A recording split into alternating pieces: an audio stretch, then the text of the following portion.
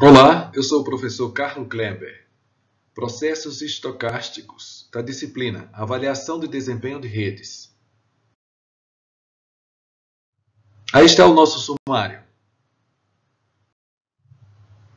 Neste módulo temos estes 4 objetivos: definir processos estocásticos, iniciar o estudo de filas, classificar os processos estocásticos e estudar especificamente o processo de Poisson.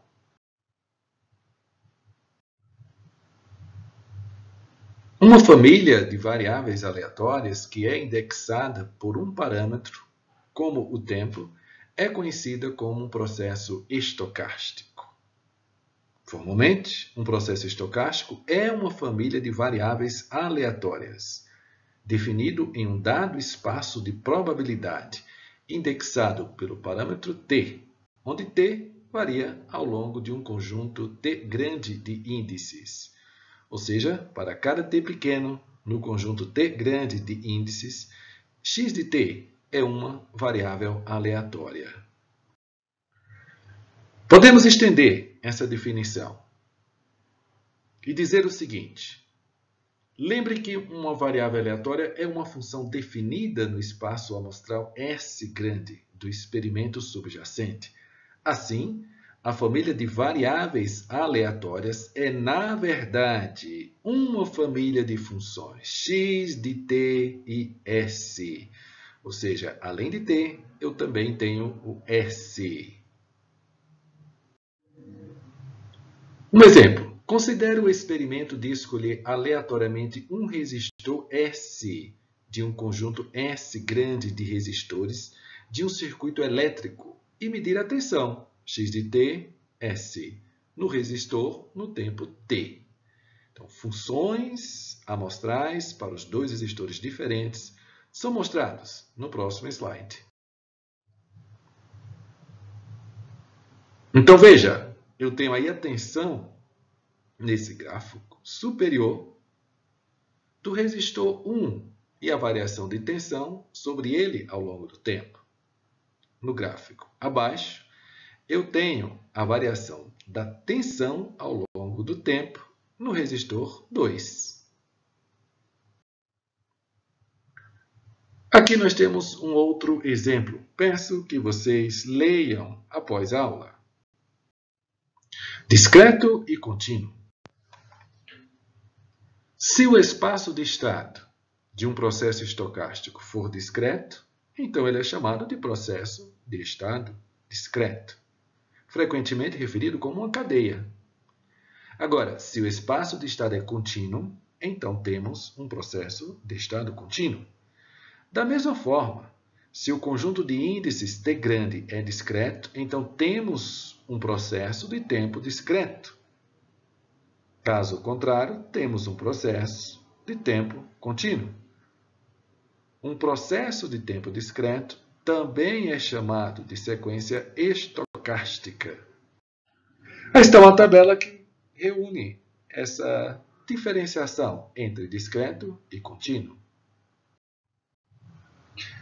Vamos ver agora preliminares de filas. Aí está. Temos uma fila onde chegam elementos. Esses elementos podem ser visualizados como clientes que chegam ao sistema. Esses clientes vão entrar em uma fila, ou seja, numa linha de espera, e vão ser servidos em acordo com a capacidade do servidor. Usamos a notação f de y, f de s e m para descrever o sistema de filas. M é o número de servidores. F de y se refere à distribuição do tempo entre chegadas e f de s à distribuição do tempo de serviço f de s. E os símbolos que você vê, M, D, E de K, H de K, G, tem a correspondente distribuição associada. Por exemplo, M, G e 1 denotam uma fila de servidor único com tempos entre chegadas exponenciais e uma distribuição de serviços arbitrária. O exemplo mais frequente de fila é, no entanto, o MM1, ou seja, com apenas um único servidor e tanto tempo de serviço quanto tempo entre chegadas sendo exponencial. Além da natureza do tempo entre chegadas e das distribuições de tempo de serviço, também precisamos especificar uma disciplina de atendimento. A mais comum é a FIFO, né? Aquele que primeiro chega será o primeiro a ser atendido. Aí é dado um exemplo. Vários exemplos vêm agora justamente para ilustrar essa conceituação do que são as filas e a observação do que ocorre com a fila em termos de estado do sistema.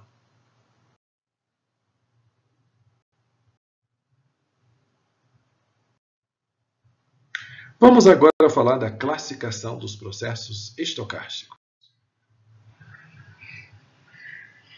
Bem, aí está. Para um tempo fixo, t igual a t de 1, o termo x de t1 é uma variável aleatória simples, que descreve o estado do processo estocástico no tempo t de 1.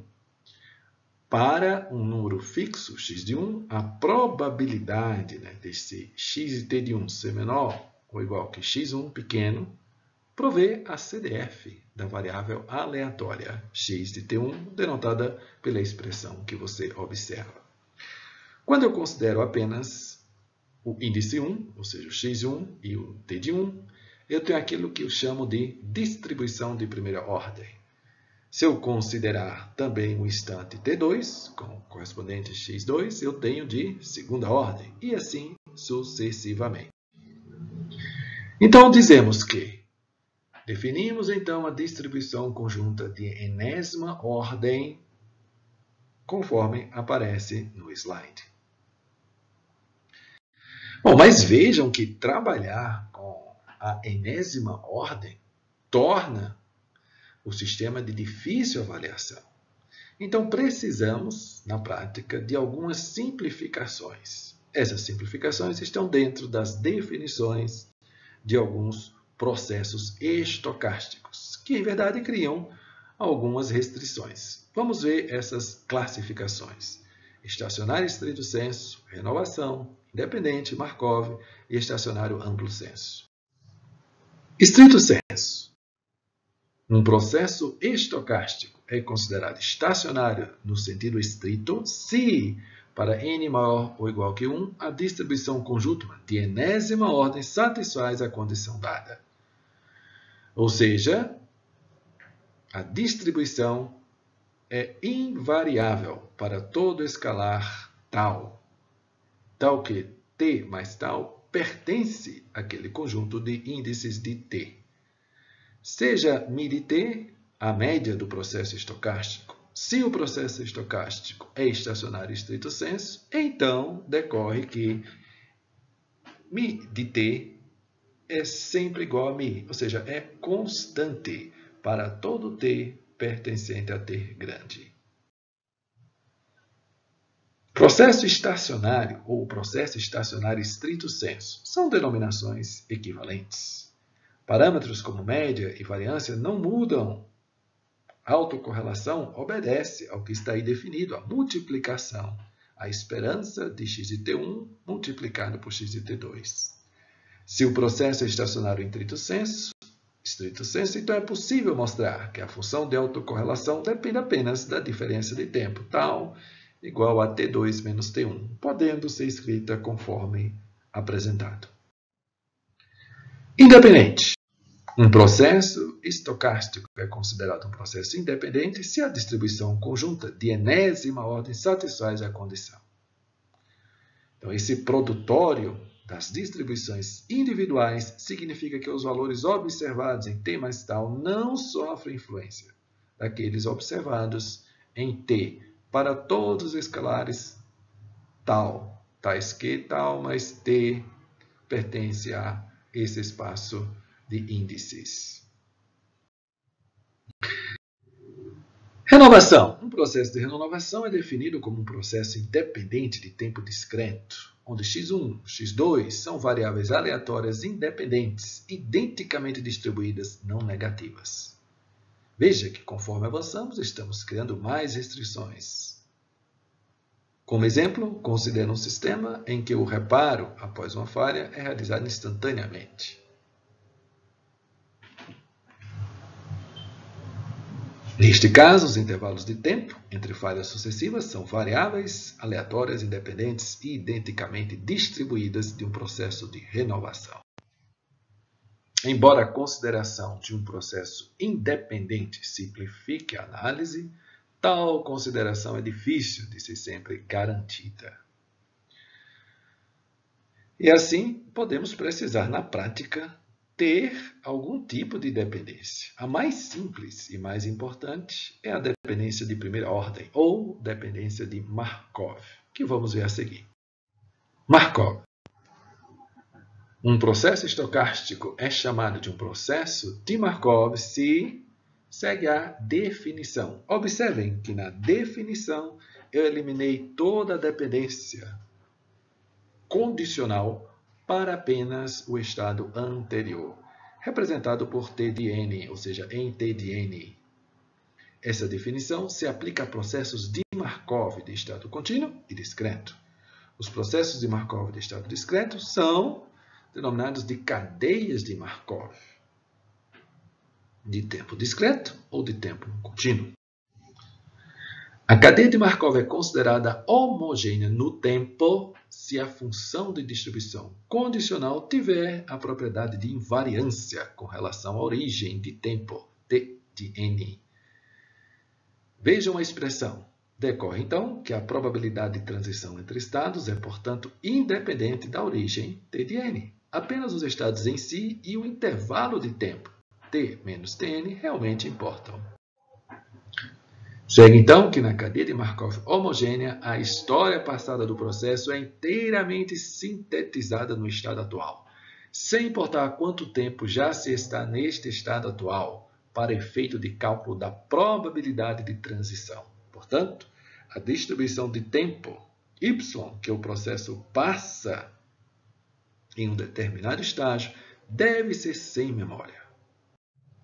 Isso implica que o tempo que uma cadeia de Markov homogênea de tempo contínuo passa em determinado estado tem uma distribuição exponencial. Ainda, isso implica que o tempo que uma cadeia de Markov homogênea de tempo discreto passa em um determinado estado tem uma distribuição geométrica. Estacionário amplo senso. Para muitas aplicações, a estacionariedade estrito sensu de processos estocásticos é muito restritiva. Uma outra forma de estacionariedade pode ser então empregada, a chamada estacionariedade amplo sensu. Os processos estacionários amplo sensu requerem apenas que a média não varie ao longo do tempo, que a autocovariância depende apenas da diferença de tempo e que a esperança de x ao quadrado de t seja finito para todo t pertencente a t. Lembre que a autocorrelação de um processo é definida como mostrado. A autocovariância também como mostrado. Dado que, por definição de amplo senso, a autocovariância depende apenas da diferença tal, então a correlação R, neste caso, isto é, que a média não varia, também dependerá apenas da diferença de tempo tal. Em síntese, um processo estocástico é então considerado estacionário amplo senso se essas condições forem obedecidas. Note que um processo estacionário estrito sensu com e de x ao quadrado de t finito é também um processo estacionário amplo sensu. Vamos ver agora o processo de Poisson.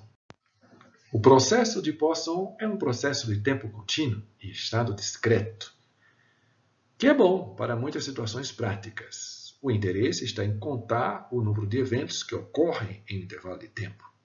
O evento de interesse pode, por exemplo, corresponder a número de chamadas para um tronco de uma central telefônica, o número de chegadas de jobs para um servidor, o número de componentes com falha.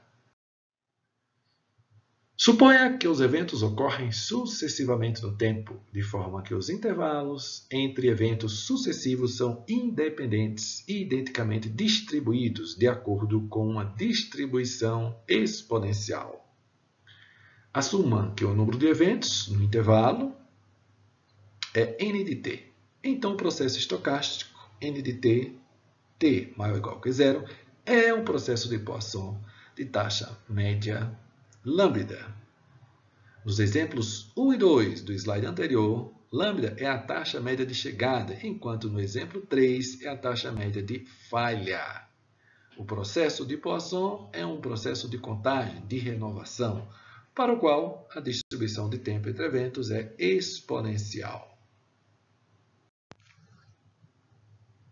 Aqui temos algumas características, primeiro relacionado à distribuição exponencial e depois relacionado à distribuição de Erlang. Agora estamos nos referindo ao número de eventos, como tendo distribuição de Poisson com o parâmetro lambda-t, e temos a condição de ser sem memória, associado então à distribuição exponencial. De 4 decorre o seguinte: os incrementos são independentes, ou seja, os eventos que ocorrem em intervalos que não se superpõem são mutuamente independentes, ou seja, o número de eventos que ocorrem em intervalos disjuntos é independente. Incrementos estacionários. O número de eventos que ocorrem no intervalo de tempo depende apenas do tamanho do intervalo. Superposição e decomposição. Conforme mostrado na figura, quando nós temos chegadas independentes, cada uma seguindo Poisson, o resultado também será Poisson. A diferença é que a taxa corresponderá ao somatório das taxas de entrada. Quando nós temos um processo que se subdivide, nós temos então a situação de que cada processo ocasionado por essa subdivisão terá ainda a taxa lambda original, só que multiplicada pela probabilidade da ocorrência daquela subdivisão. A partir deste ponto, você tem uma série de exercícios que visam justamente permitir a prática do conteúdo teórico que foi apresentado. Temos o exemplo 6, a correspondente resposta. Temos o exemplo 7, a correspondente resposta.